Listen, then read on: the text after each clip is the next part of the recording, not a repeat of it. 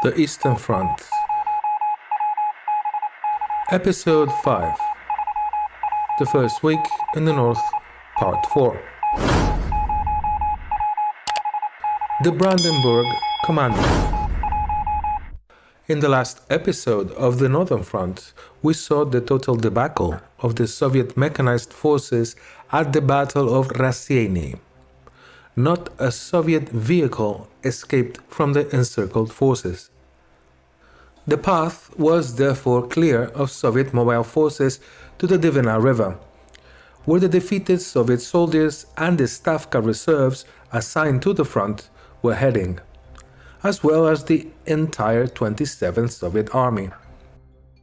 The spearhead of the 8th Panzer Division is within reach of their immediate primary target, the city of Daugavpils and the crossing of the Dvina River, the capture of which may open the way for them to Riga in Estonia and the ultimate target, the important city of Leningrad. We come to the first action of the Brandenburg commandos in Army Group North's operating area. I would like to start by quoting Mr. Patrick W. McTaggart, who was recently deceased in January of 2020, from his article on warfarehistorynetwork.com. I quote this as a tribute to his work. With the spearhead of the 8th Panzer Division was a special unit commanded by First Lieutenant Hans Wolfram Nack. In the early hours of the 26th of June, the 26-year-old Knack detached his men from the spearhead and rushed toward Daugavpils in 2 captured Soviet trucks. Knack and his troops were members of the Lehr, a word that means training in German, the regiment Brandenburg, a regiment formed by commandos trained in sabotage and subterfuge that were part of Admiral Wilhelm Canaris Abwehr, which was the Nazi intelligence service. Many of Knack's men were fluent in Russian, and thus the 2 trucks were able to make it through the Soviet defenses unmolested at 06:30 hours. The drivers in Red Army uniforms joked with sentries and disseminated false information concerning the German positions. Driving into Daugavpils, the trucks headed for the precious bridges. The first truck almost made it to the eastern side before the sentries fired on it. Driving down an embankment, the men in the rear of the truck jumped out with weapons firing. The second truck, caught in the middle of the bridge, came under heavy fire that resulted in several casualties. The survivors pushed forward to link up with their comrades on the other side, and their combined fire forced the Soviets back before engineers could arrive to blow up the bridge. Some of them were then able to make it to the nearby railroad bridge and succeeded in cutting the detonation wires on the structure, holding off attempts to recapture the eastern side of the bridge, and 20 minutes later, the Brandenburgers were soon reinforced by the 8th Panzer's spearhead, which had sliced through the Russian lines. Following units took control of the city.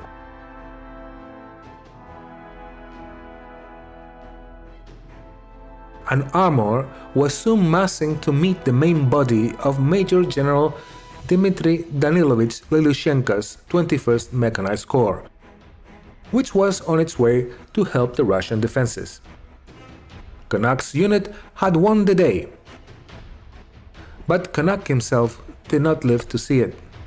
He had been killed during the fight for the crossing. For his actions that day, he was posthumously awarded the Knight's Cross on November 3rd of 1942, a year afterwards.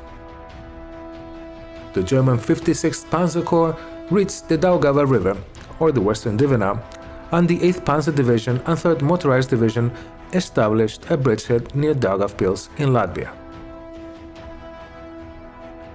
This capture of Daugavpils was the most important development of the day, as von Manstein's 56th Panzer Corps seized the bridges intact over the Western Dvina River. Despite suicidal attacks of Soviet bomber crews, these bridges remained in operation. Although the Germans had to pause here for 7 days, from the 26th of June to the 2nd of July, in order to allow their infantry forces to catch up. Nevertheless, and as a precursor of problems to come because of the impressive advance of Army Group North, a gap began to form between its 16th Army and the 9th Army on Army Group's center's left wing. Hitler, upon hearing the news of the seizure of the bridges, wanted to exploit the crossing for the entire Panzergruppe 4 or 4, led by Generaloberst Erich Happner, to cross there in Daugavpils, but the commander of Army Group North, Generalfeldmarschall Wilhelm Ritter von Lieb, defied Hitler and confirmed General of Panzertruppes Reinhardt's objective of crossing the river Dvina at the city of Jekabpils, also known as Jakobstadt. He had two main reasons for this. First, the bulk of the Soviet tank and mechanized forces had just been destroyed in the Battle of Raseiniai, and the way forward was clear. And second, the path to the Daugavpils crossing was to be made through forests with almost no roads, and it would take days for Reinhardt to achieve this. To the German right and to the east, the 84th Motorized Division attacked the city of Daugava. But the attack broke against the German anti-tank screen and the Soviets were repulsed with very heavy losses. To the east, the 5th Tank Division was left without fuel or ammunition behind German lines. In this way, both the 5th Tank Division and the 84th Motorized Rifle Division were severely depleted due to losses in vehicles and personnel. The Luftwaffe began to bomb Leningrad on this day. Also, Finland declared war as the Soviet Air Force attacked 10 ports and airfields. Also, the Soviet Baltic Fleet withdrew from bases in the cities of Liepāja, Vendau, which today is known as Ventspils, and Riga. 27th of June.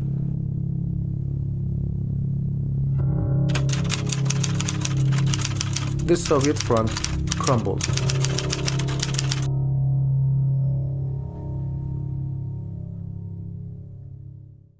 Vanguard units of the German 1st Infantry Division surrounded the headquarters of the Soviet 12th Mechanized Corps. According to Soviet accounts, the defense was fierce and General Jekabpils killed many Germans himself with a sniper rifle. Then, the surrounded Red Army soldiers and officers broke through the encirclement, after the Germans attacked them with mortar fire. But General Jekabpils stepped on a landmine and was left behind, wounded. The brave general died in a German prisoner of war camp near Cholet on the 2nd of August of the same year. On the 27th of June, the 41st Corps moved forward again. With a battle group formed under the command of Brigade General Walter Krüger, the 1st Army Corps smashed the remnants of the 12th Mechanized Corps, which were desperately trying to form a line of defense. The remnants of the Soviet 28th Tank Division in the same area took up defensive positions on the Musha River and were attacked by the same forward units of the German 1st Infantry Division, who flanked them on the right and shelled them with artillery fire. The 28th Tank Division's defending battalion lost 8 tanks, while reporting destroying a similar number of tanks or fighting vehicles and guns. Most officers, including the political commissar Shalayev and the commander of the 28th Reconnaissance Battalion, Major Shvekin, were killed. The Chief of Staff, Lieutenant Colonel Markelov, was reported missing. It must be said to his credit that Kuznetsov initiated counterattacks in the evening of the 27th of June. The Lancer, as the German infantry were called, marched quickly to close the 120-kilometer or 75-mile gap to von Manstein's position. For 3 whole days, the isolated 56th Panzer Corps' only outside assistance came from the Luftwaffe close air support aircraft. The Red Army Air Force flew up to 2,100 sorties against von Manstein's men, and the Luftwaffe PF-109s of Jagdgeschwader 54 went on a killing spree. For example, the Zerstörer 26th alone destroyed over 200 tanks. According to latest Soviet accounts, the remnants of the 2nd Tank Division, which was destroyed the day before in the Battle of Raseini, gathered the survivors and organized an escape from what was now the German rear after the battle.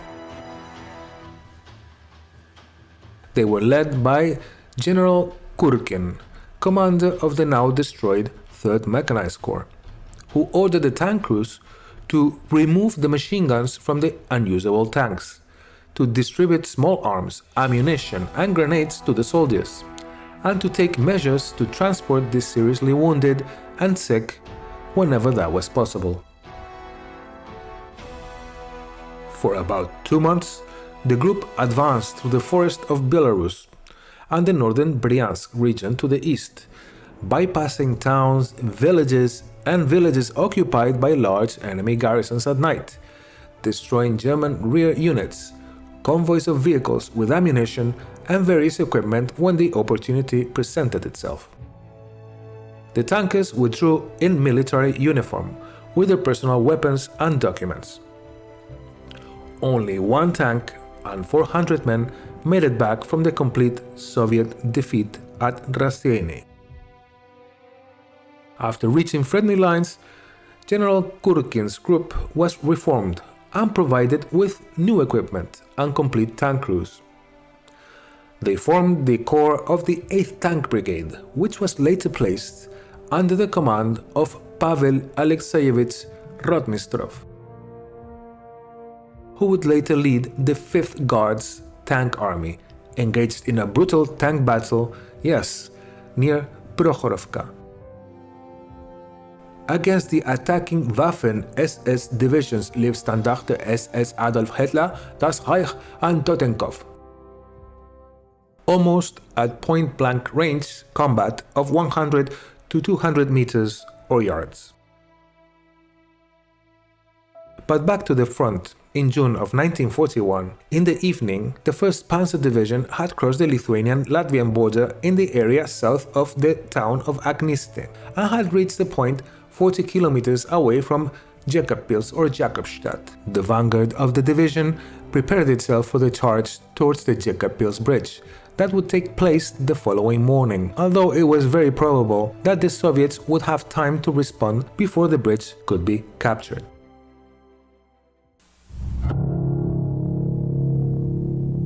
28th of June.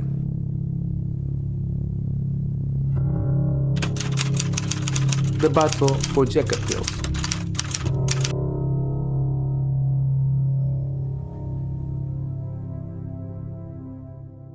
The morning supply report to the German High Command reported the capture of enormous food stocks at Tauraghe. For example, 40,000 tons of melted butter, 20,000 tons of bacon, and very large quantities of meat and of tinfoil for canning. Also in Kaunas, the large food depots and processing plants were captured intact. They had been guarded by the Lithuanian Home Guards in order to prevent Soviet demolition squads from evacuating and destroying them. At 04:15 hours on the 28th of June, the fight for the crossing at Jekabpils began. As it happened in Daugavpils, a unit of Brandenburgers tried to take the bridge by deception. But this time the plan did not work, and the commandos found themselves involved in heavy fighting. Soon the main elements of Colonel Hans Christoph von Heiderbrand und der Lassers, 113th Rifle Regiment, joined the fray. The Soviets were slowly pushed back, but Red Army engineers stood at the ready. As the Germans advanced toward the river, a series of explosions shook the area. The bridges had been destroyed. The Germans would need to construct a military bridge, and work commenced immediately, since enemy resistance was still weak, and they would be able to begin establishing a bridgehead, and 2 battalions of the division were on the other side of the river by the evening. At the end of the day, Jekabpils was captured by the Germans. Liepaja, on the Baltic coast, was also captured on this day. At 05:00 hours, Lelyushenko attacked in an attempt to destroy the German bridgehead near Daugavpils. This counterattack was undertaken by units of the 21st Mechanized Corps and the 5th Airborne Corps, and was not successful. Finally, the units had to retreat to a new defensive line from Lake Veirugnas through Lake Luknas to the Dubna River. And this is how the Germans saw it in their combat reports. From the morning onwards, the 3rd Motorized Infantry Division on the right and the 8th Infantry Division on the left tried to push forward. The enemy put up little resistance against the 8th Panzer Division. Only on the main road did he defend fiercely, even launching a few armored counterattacks. The 3rd Motorized Infantry Division, however, was compelled to overcome a strong enemy resistance from the outset. Multiple counterattacks were launched by Russian tanks in the afternoon from the east and the north. Only some of them could be intercepted to begin with. But it was not long, just as was the case on the main road, before numerous tanks were put out of action. We mastered the situation only by throwing into battle everything that was available. A reinforced battalion of the SS Totenkopf Division engaged the enemy in the area of the 3rd Motorized Infantry Division. When more Russian tanks appeared in this area, the headquarters of the 56th Panzer Corps also sent in a panzer battalion of the 8th Panzer Division. The anti-tank battalions of the 290th Infantry Division and the SS Totenkopf Division were to be used to enhance our defensive power in the bridgehead, but they would barely arrive there before the evening. We still encountered an astonishing number of Russian tanks on this day. More than 74 tanks were disabled, and several anti-tank guns and artillery pieces were destroyed. Enemy losses were extraordinarily high, and although our losses, especially those of the 3rd Motorized Infantry Division, were also rather heavy. On the evening of the 28th of June, despite the fact that not every Russian attack had been repelled, we had managed to extend the bridgehead so that it was about 15 to 18 kilometers in depth, or about 12 miles. Army Group North had trouble with the many scattered enemy groups roaming the forest. Some of them still with their tanks, which burned and looted villages. For the population in the Baltic states was not, for the most part, pro-Soviet. Very much on the contrary, many armed citizens fought actively against the Soviet soldiers. And thus we arrived to the week's summary in the north. The NKVD started the political prisoner massacres with an undefined number of political prisoners killed in Telšiai. Also in the Lukiškės prison in Vilnius, 260 political prisoners and all the Pravieniškės prison Lithuanian personnel near Kaunas and some Lithuanian prisoners were sent to Minsk and would die in what was known as the Death Marches, as well as the Tartu massacre, where 193 political prisoners were shot in the yard and their bodies dumped in the prison's well and makeshift graves. The first tank battle of the war. Army Group North won the Battle of Raseini, destroying most of the armored and motorized Soviet forces in the north. The pace of the German advance was spectacular, and von Manstein captured the bridges over the Dvina River intact. In a surprise action by the Brandenburg Commando unit, the Soviet Air Force, the VVS, had been completely swept off the skies, and the front line was broken. Soviet reserves were sent, but could not stop the Germans nor destroy the bridges at Daugavpils, despite valiant efforts by Soviet bomber pilots in what were very much suicidal attacks. No tanks, no planes, tenuous communications, and little ammunition and supplies. The situation for the Soviets looked indeed bleak in the Baltic states. The suicidal Taran tactic was a perfect example of the Red Army soldier the first week of the war. Desperate, brave, and suicidal.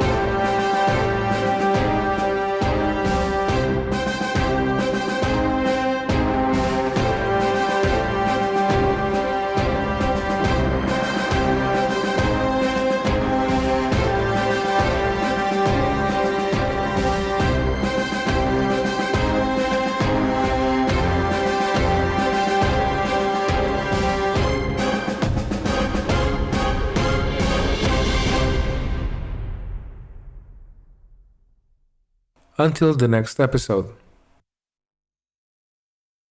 Thank you very much for watching.